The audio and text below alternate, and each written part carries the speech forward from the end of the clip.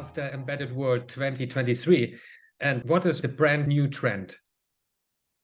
One thing I've seen at this year event is we really see this is not a new trend, but I saw it confirmed that this event is having more and more, let's say, resource constraints and cost-efficient MCU solutions that provide more and more advanced graphic solutions. There's more and more vendors, I could see it again this year at the event, that provide these kind of solutions. So this means that for our customers, there's more and more need to provide solutions to easily target these different MCUs. We have seen this now for a long time on MPUs, but this is coming more and more on MCUs. This year event was a big success for us here at Qt. We could see customers and the attendees back to the event compared to the previous one. So there was really a lot of traffic on our booth, and specifically related to Qt for MCUs and our new QA solutions. Also, we have seen a lot of interest from our customers. And again, especially QA for embedded. This is now some of our new solutions. A lot of interesting feedback and discussions we had with customers around this specific. Toradex is, I think, one of the few SOM makers or hardware makers in general who have understood that SOM doesn't stand for system on module, but for software on module or solution on module. So in other words, what I'm getting at is it's not the hardware where they can differentiate with VeriSight, Avnet, Seco, and whoever there is. It's the software where they differentiate. So the hardware, well, it's an IMX8 anyway, or even if you take some chips from Texas Instruments, it's the hardware. So processor, GPU, some peripherals, it's all the same. You put the Linux system on top of it, so some BSP, and that's it for most of the SOM makers, SOC makers, and so on. And it's not enough. So you need a lot more. If you look at what customers really need, it's not just the hardware. So they all have to build a Linux system, and just the BSP, it's simply not enough. They all need something like, well, they have to customize their Linux system, obviously, and then they need things like over-the-air update. Of course, everyone needs it. Typically, they want remote support via VNC or so. They need a window manager. They need secure boot. Yes, they more and more understand that this is a thing they need. They can't do it. It's IoT devices. They can't do without it. So they are connected to the internet. So they need a secure system. They need trusted execution environments. They need a communication between the microcontroller and the microprocessor on their boards. And hardly any of my customers uses the microcontrollers. They pay for it, but they don't use it. You could use it for real-time operations. You could use it for safety-critical operations because it's easier to certify. It's easier to handle than a Linux operating system. So that's some standard building blocks every customer needs. And they don't get it from the SOC makers, terminal makers. Okay. They just get a very rudimentary Linux image, and Toradex is the only one who I think starts to understand that they have to offer more. The more is, yes, they have an over-the-air update solution by now. It's a solution. It's not some description on the wiki. That's not enough because that still costs time. And they have an over-the-air update solution, especially together with their Horizon container operating system. Yeah, they can even update the bootloader. They can update the Linux root file system, the applications. They can do that incrementally. That's what I learned at Embedded World. And there's more. They're also building a module for secure boot. It takes a lot of time to get that working. And they are aiming at building a module that works out of the box. Fantastic. Hey Frank, how is Embedded World 2023? Hi Axel, I'm so happy to see you today.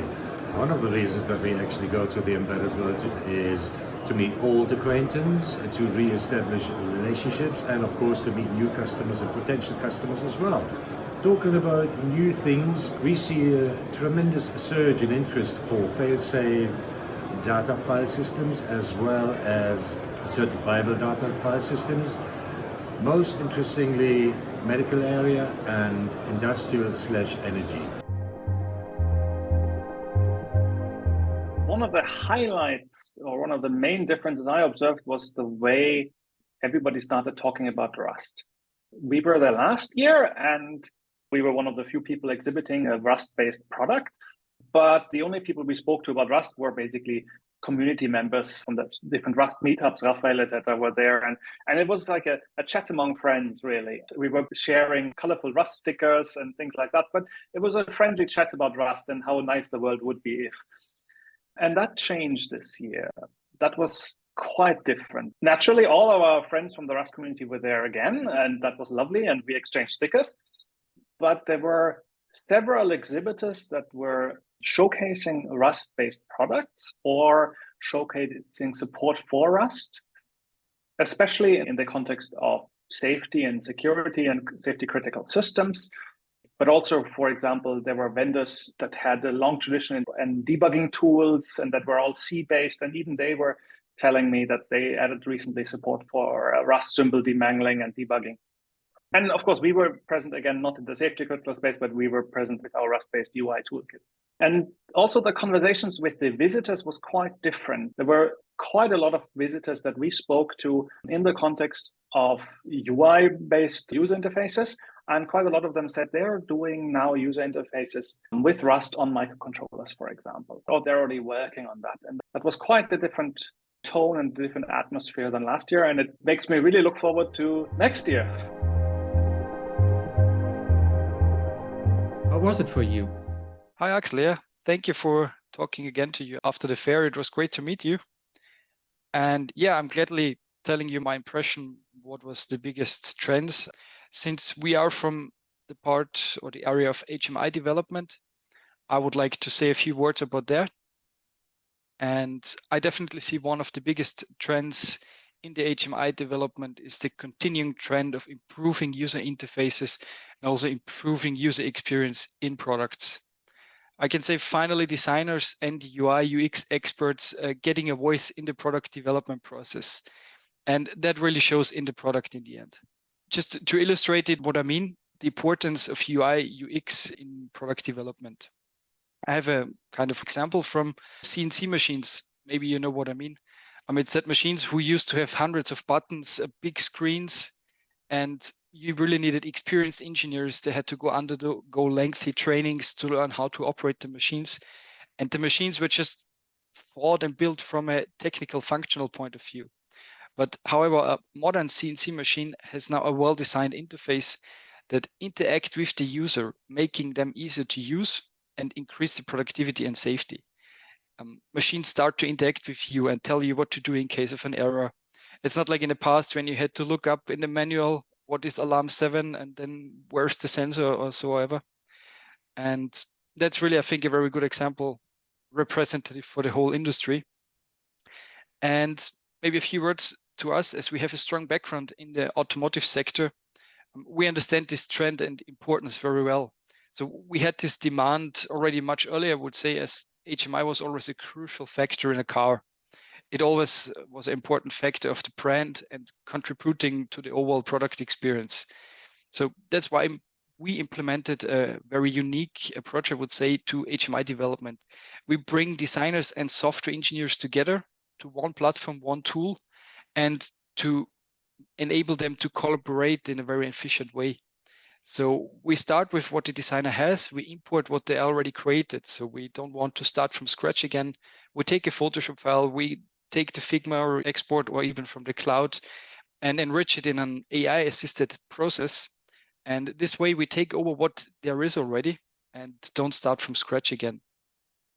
And we believe, and also our customers has confirmed this in many, many projects, that this improves the product development greatly and helps also to improve the cooperation between these two fields. Because to be honest, it's different areas. The designer and software engineers, they think differently, and you don't want to have a designer code or a coder design. So I think this is problems we saw here, and we solved them.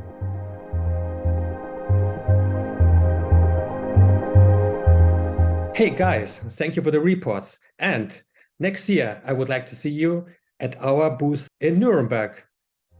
Bye-bye.